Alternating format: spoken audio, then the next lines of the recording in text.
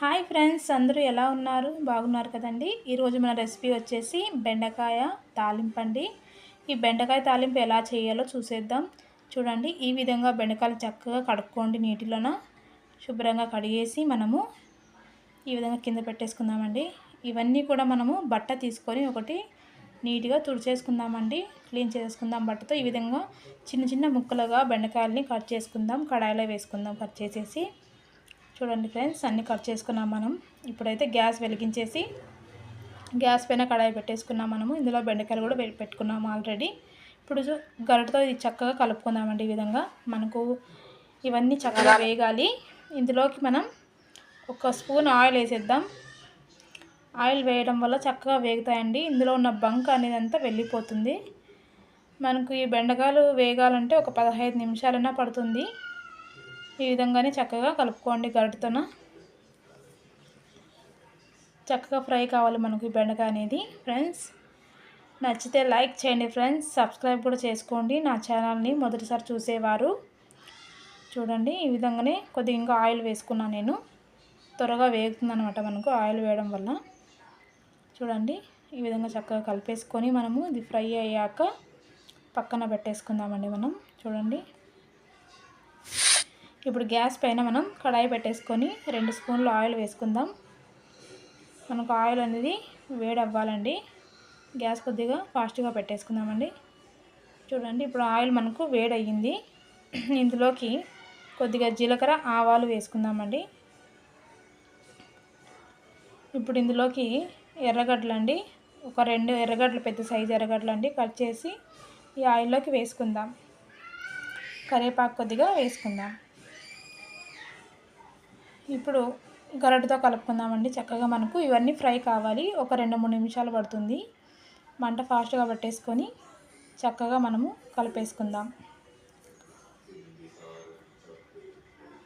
ఈ విధంగా కలుపుకొని ఇప్పుడు ఇందులోకి కొద్దిగా సాల్ట్ వేసుకుందామండి.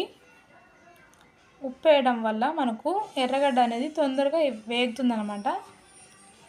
కొద్దిగా ఇందులోకి చిటికెడు పసుపు కూడా వేసేసుకున్నాం. చక్కగా కలుపుకుందామండి ఈ విధంగా. ఇప్పుడు ఒక 3 టమాటాలు అండి, పెద్ద సైజు టమాటాలు కట్ చేసుకొని చిన్నగా ఈ విధంగా ఇందులోకి వేసుకుందాం. గరిటెతో చక్కగా కలుపుకుందాం. ఆయిల్లో ఫ్రై కావాలి. ఈ బెండకాయ తాలింపులోకి అనేది ఇప్పుడు కారం కూడా వేసుకుందామండి. ఒక అర్ధం స్పూన్ అండి. మీరు ఎంత తింటారో అంత తగ్గట్టుగా కారం వేసుకోండి. ఇవన్నీ కూడా చక్కగా మనకు ఆయిల్లోనే ఫ్రై కావాలి. ఇందులోకి మనం కొద్దిగా కూడా వాటర్ అనేది వేయడం లేదండి.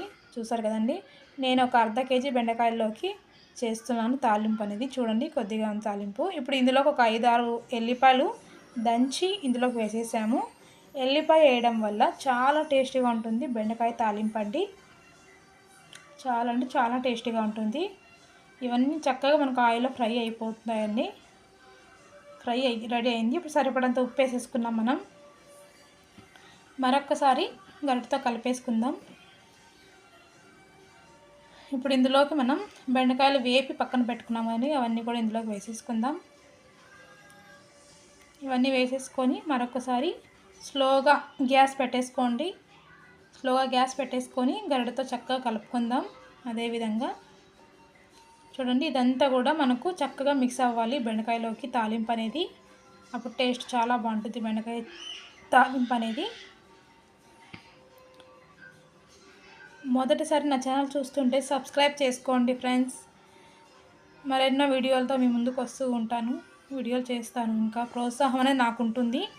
ఇప్పుడు మూత పెట్టేసాము. ఒక 5 నిమిషాలండి. ఆయిల్లోనే చక్కగా ఫ్రై కావాలి మనకు. చూసారా, చక్కగా ఫ్రై అయిపోయింది మనకు. చాలా టేస్టీగా ఉందండి బెండకాయ తాలింపు. ఈ విధంగా కూడా మీరు ట్రై చేయండి, చాలా టేస్టీగా ఉంటుంది. ఈ బెండకాయ తాలింపుని మరొక గిన్నెలోకి తీసి పెట్టేసుకుందాం. చూడండి ఫ్రెండ్స్, చాలా అంటే చాలా టేస్టీగా ఉంటుంది.